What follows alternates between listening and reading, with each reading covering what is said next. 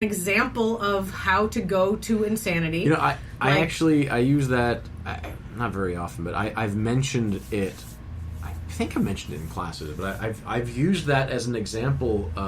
You know, as performers and writers, I've used that as an example of what setting expectations can do. Mm-hmm. Because I walked into that movie expecting to see a dumbass comedy, and you know what? I saw a dumbass comedy, and I left happy. Yeah. Because it's very often, not very often.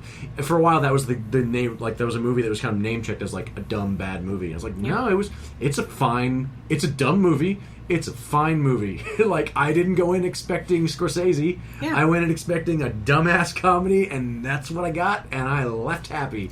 It's classic format-wise, that's an A+. I mean, from beginning to end, from callbacks to raising the stakes to 3 beats to, like, maintaining character choices, it's solid. It's not deep, but it's... No, it's not at all. Solid. Yeah, the characters are not in any way like, solid. You know. I don't know that I've seen it since I saw it in the theater, but it was solid. I watched it many, many times.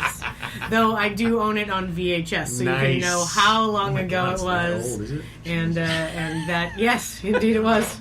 Indeed, I have it at home. Oh my god. It's a VHS. I feel like when we talk about 3 beats, a lot of times people forget about the button in improv.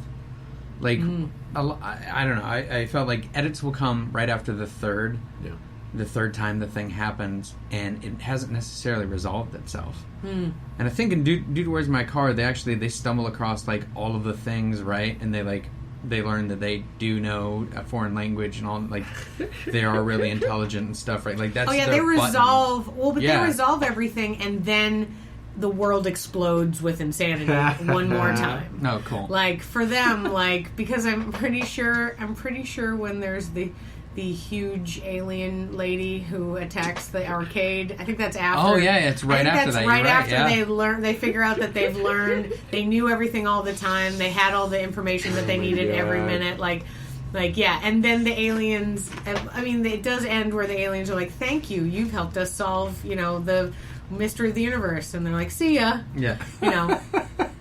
But yeah, I mean, well, here's the other thing too, is I kind of think buttons a little different, but I think the idea of a button can be different than 3 beats, and also I think sketch's use of button can be different than improv's use of button, being like this one big joke. If you are in an improv scene and there's a button, if you don't get to 3 beats but you hit the button, you don't need to do any more of that scene. Yeah.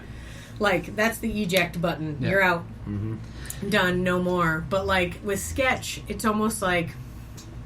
Also, like, even in my show, which is a show, and doesn't have to have 3 beats, could literally be anything. Yeah. Could just be us, like, juggling, you know, anything, and then we're done. But... because a lot of times the people that are in the group with me are newer students, I'm also using it as a teaching mechanism. Yeah. So I'll be like, okay, yeah, I hear what you're saying, but why are we saying the same joke 3 times? Right. Why doesn't it get crazier? Why don't we really push it to the limit? And also because I'm kind of, in my mind, developing a brand. Like, I don't always have the same people in the show. I'm the only person who's consistently been the show.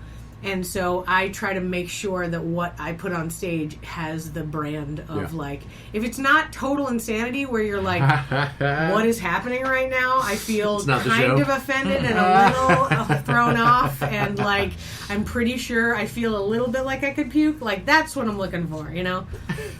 There hasn't been as much, like, it was like, there hasn't been any puke or blood in the past show, and I was all like, that's so I was just weird. Thinking about that. We didn't have puke or blood. No, but we had a song and dance number. No, we did. True. That's what I got. I got a song and dance number.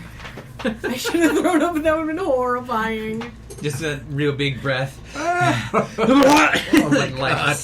Right? Exactly. That's how that scene ends, for sure. Yeah. But yeah, I mean, I think there's just different ways to look at it. It's just really fascinating how I like the way you describe the sort of like freeing nature of sharing it with your students. That's kind of beautiful. Yeah, I mean, I picked up, I mean, I've been teaching a while, so I picked up a number of techniques, either explicitly or I just soaked it in from teachers. But one of the things I realized, I don't remember what teacher did this. I wish I remembered. There was some teacher that I realized was talking to us and treating the students as peers.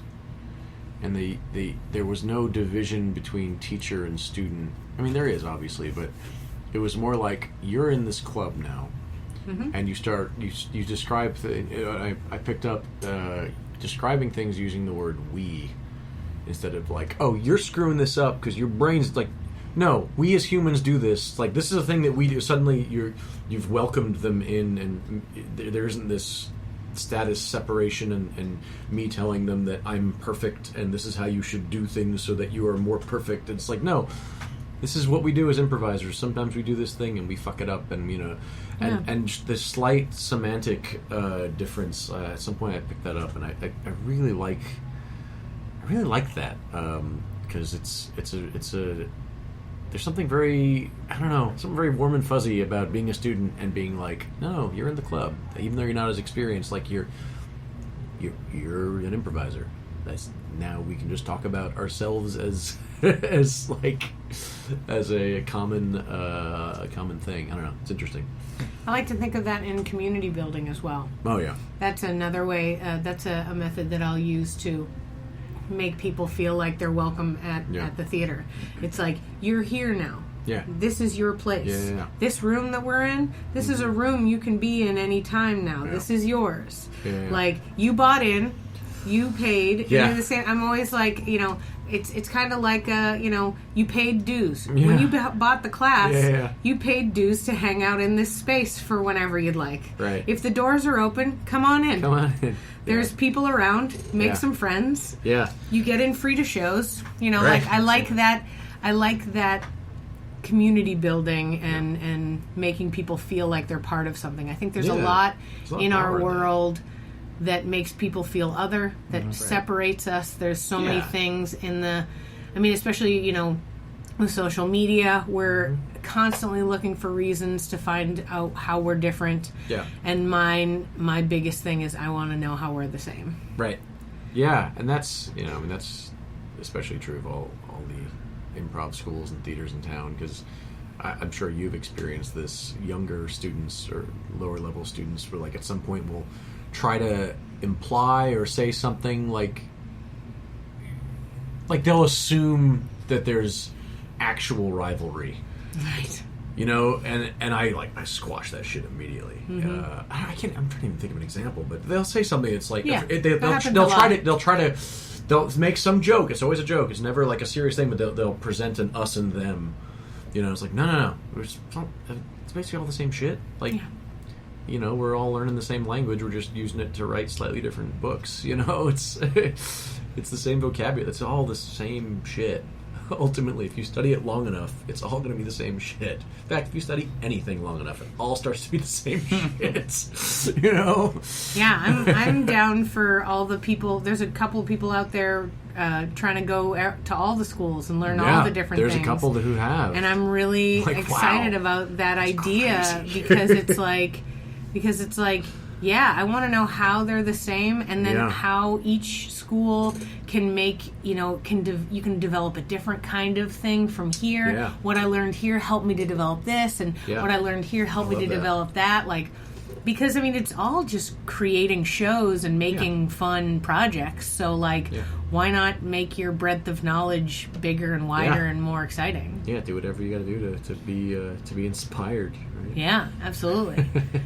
Gosh, every time I hear you guys talking about the narrative stuff, I'm like, oh God, I gotta get over there. I need to figure out how to do that because my brain is such a hits a wall narrative wise. So. You fucking know it. That's the thing. That's the thing about how we teach it. And we're gonna do our weekend intensive again at some point. It's been a while since we've done it in Austin, but we definitely need to do that again. But that's the thing about when we teach narrative. We emphasize the fact that we, as being young children, we know this shit. Yeah. We know stories. If early improv scenes. People try to make a story happen. They're not equipped to follow through with the performance angle of it, but if you tell a level one class do a montage, they're going to try to make a story happen. Yeah. You have to stop them from doing it, and they'll hit a wall, and they want to do it so bad. That's what we do as humans. Yeah. So, I mean, a big part of the way we teach it is just simplifying it. There's no structure. It's just there's people living in a place, and they do things till something changes, which makes a bunch of stuff happen, and then the biggest change happens. The end. Like that's it. That's it. You don't have to worry about structure and 3-act and 5-act and hero's journey and Joseph Campbell and who's the mentor and fuck all that. Get it all out of your head. You just like find out who the main character is, find out what they want. Let's see them try to get it. Do they get it? Yes or no? The end. And that's basically how all of our narrative teaching works, is just working through that and getting the reps in. And that's all of it. It's just repetition, right? Absolutely, getting the reps in. and then, as always, saying that we go over this in workshops and rehearsals, and we think about it and dissect it and intellectualize it, so that when you're on stage, you're not thinking. You're not thinking at all. It's then an analysis tool for after the fact. You're like, that show felt a little weird. Why did it feel weird? Oh, well, we can kind of look at it through this lens and see where things maybe got a little wonky. All right, but on stage, no thinking. It's the worst place to be. In my head. It's my worst seat in the house. Oh, I like that. In my head is the worst seat in the house. I'm writing it down. T-shirt number 4. Yeah. We can make these someday. Oh, man. So as a means of wrapping up, thank you so much for sitting with us and chatting about everything. What do you have coming up in the future? You just finished, So we just finished. We just wrapped up the run of For Time and Eternity. P-Graph. We have a weekly show every Friday at 10, though we're off for a few weeks because we're doing a bit of travel. But the big thing is we perform every Friday at 10 when we're not out of town teaching and performing.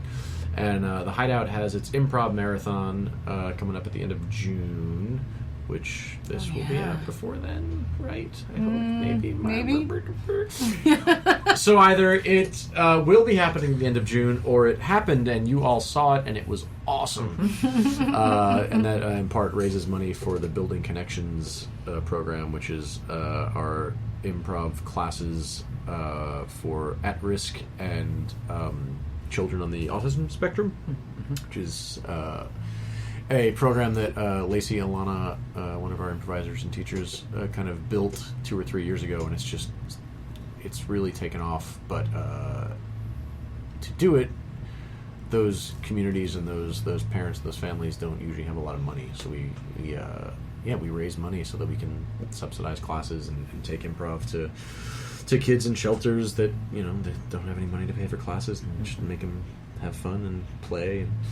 But yeah, there's always stuff happening. God, I don't have so much. And we have a week-long intensive happening in August. Those are the big things. Is that the P-Graph one or the other? No, thing? that is a Hideout 5-day intensive through the Hideout, where we have a bunch of different teachers teach half or full day sessions, and we kind of dip your toes into a narrative a little bit. We've had, I think it's the third, fourth. Man, I can't remember.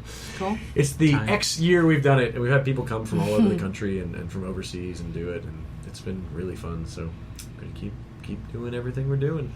Yeah, absolutely. That's so great. Yeah, it's good. Awesome. Well, thanks so much for being with us. I really appreciate you sitting down. It was lovely. And maybe Ice-T will be waiting for me in the parking lot. Oh my God, he's so excited to be your best friend. It's gonna happen. I'm so excited. I'm telling you, everything Ice-T is in for the rest of his life, watch it. Support that man. I'm sure he's a cajillionaire, but who cares? He needs our support. He needs it. Hard up. He just is so... Oh my God, he's so great. The best part of the Law and Order SVU is the point in this middle when all of a sudden they stop making him wear suits and they just let him wear hoodies. At the very beginning, he wears 3-piece suits in every episode, and then there's just a point where they're like, it's fine. Yeah, it's because he doesn't know he's making a TV show. He's just out jogging, and they're like, come here. Yeah. Did you see this dead girl? Oh my god! He doesn't know he's making a TV show. He just thinks he's a cop.